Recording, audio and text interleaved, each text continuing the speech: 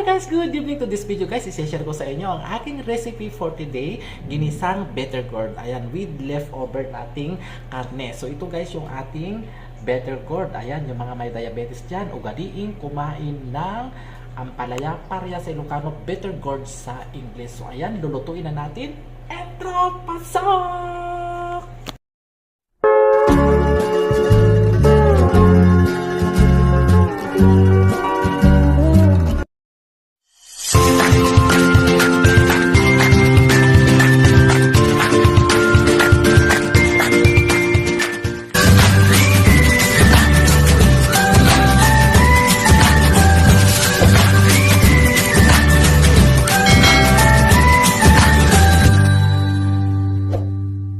So yan guys, ang gamit ko guys is olive oil kasi mataas yung cholesterol ko. So maganda itong olive oil para sa atin. So yan, ilagay na natin yung ating ingredients.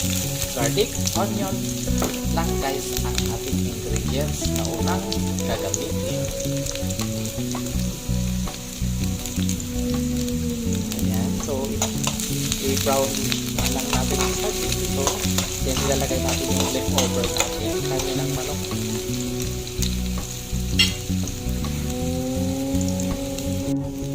Guys, lagay natin yung ating kamatis.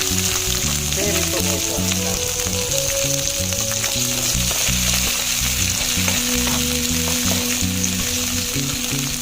At yung ating leftover na manok guys.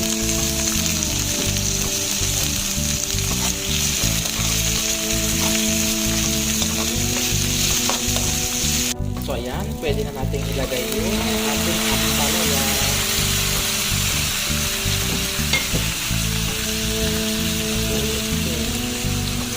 Mag-add tayo guys ng konting water pang luto natin.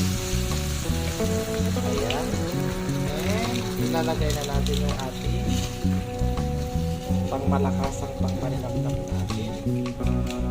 Tsaka konting iodized salt. Mamaya mag-add tayo guys ng fish sauce. Kaya hindi lang ang ilalagay nating asin.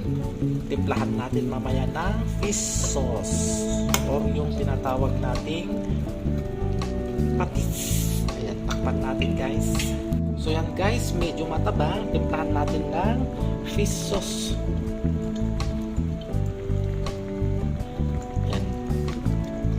So yan, so takpan natin ulit at pakukulaan na lang natin. Yan, sa kakain na tayo.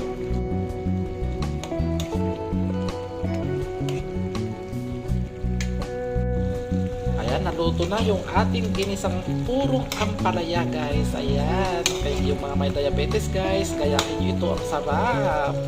Kainan na. Ayan, kaya ito ang aking favorito. Next time guys, pinakbet naman. Ayan, sarap. Kakain na ako guys.